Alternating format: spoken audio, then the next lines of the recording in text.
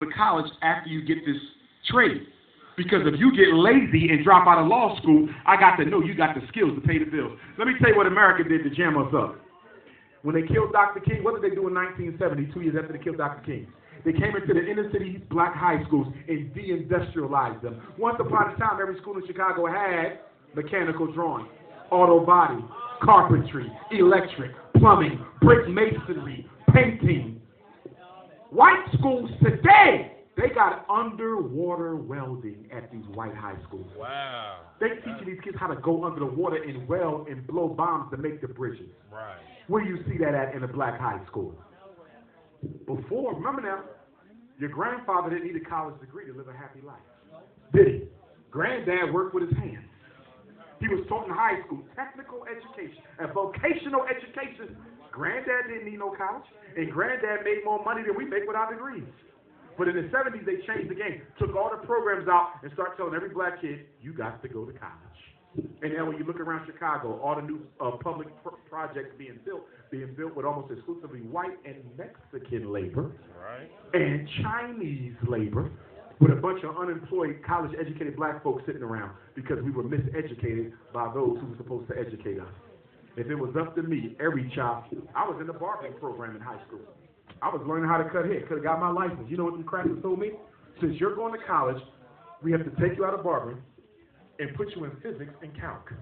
Now let me ask y'all a question. As a psychology major, how many physics classes do you think I needed? Not a damn one. As a psychologist, how many calculus classes I needed? They took me out of barbering and put me in classes that I didn't even need and messed me up from getting my license.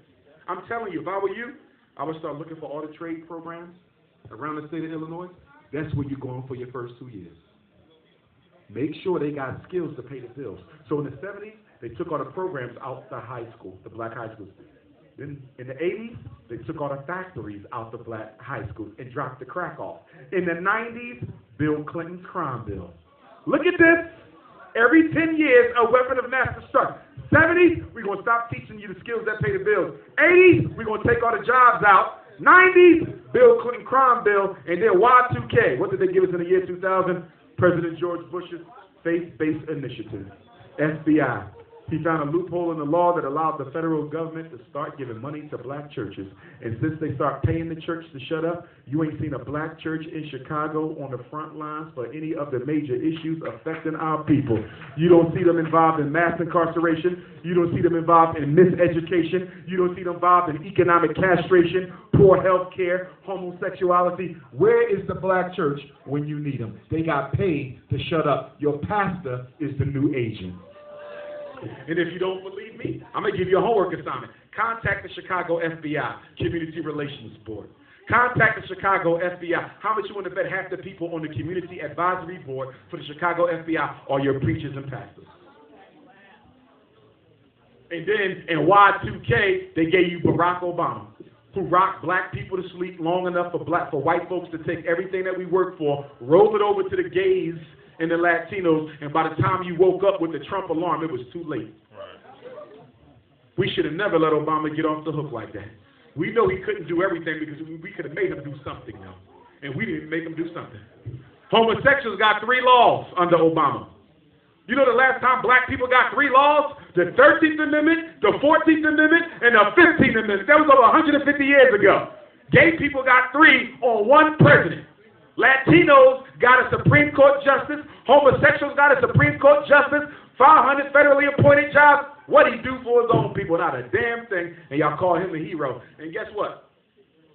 You part of the reason that Ray Lewis can coon now.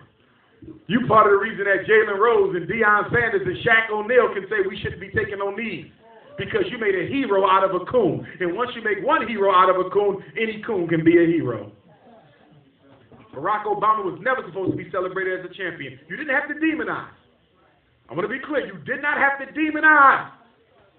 But you got to hold him accountable. You don't let nobody get that high up on a horse and not do one thing for you. He could have fixed the schools. If nothing else, Barack Obama could have said, I'm going to have a president's initiative to hire more black males because we need it. He could have brought some jobs into Chicago. And then every time we turn on the news about Chicago, you keep hearing the same thing. Donald Trump thinking about sitting in the National Guard. You didn't send a National Guard in on the Italians back in the 20s. You ain't sent a National Guard on Lucky Luciano and Al Capone. Right. But you want to send a National Guard on black folks. Everybody know where crime come from. Miseducation and economic castration, i.e. poverty. I.e. poverty. When jobs go up, crimes go down. When crime go up, you know the jobs then went down. But the white man is telling you, directly and plainly, I will do absolutely nothing to resuscitate your people. If we're going to resuscitate, we got to do it ourselves, brothers and sisters. And part of that is being able to separate the coons from those who care. I'm serious about that. You're going to have to separate the coons because in white supremacist philosophy and practice, the coons protect the system. So there's no such thing as we're going to deal with white folks, but we're not going to call out the coons because the coon will kill you before you get to the cracker. The coon will kill you before you get to the cracker. Now, this don't mean we run around calling people names and stuff, not at all. But it means we got to have a very serious, calm, non-emotional conversation about who's for us and who is not. And guess what? You give the coons a chance to defend themselves because I believe in due process. Due process is African. When somebody is charged with a crime, you bring them before you. You are charged with taking money from white folks to sell off all the real estate in the black community. How do you plead and give us facts? And then all the people who claim that he's guilty present their evidence. We got to have community court in order to expose these coons. And if they don't show up, you got a letter you've been served by the people to come and answer to these charges. And if they don't show up, then they're automatically guilty as charged. We have to start acting like nations before none of us are around to make one. Right. Listen, you've been through 3 great struggles in your time. Your first struggle in America was a struggle for what, black people? For your humanity. Some of y'all forget this, but for the first 200 years in America, we had to fight to prove we were people. Forget freedom. Freedom was later. When you first got here, they said that you were animals.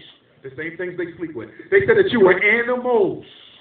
So for 200 years, we had to prove that I am a human being. I am not an animal. And then your second struggle was for what? Liberty. So you went from a struggle for humanity to a struggle for liberty. And then in the 60s, we had a struggle for equality.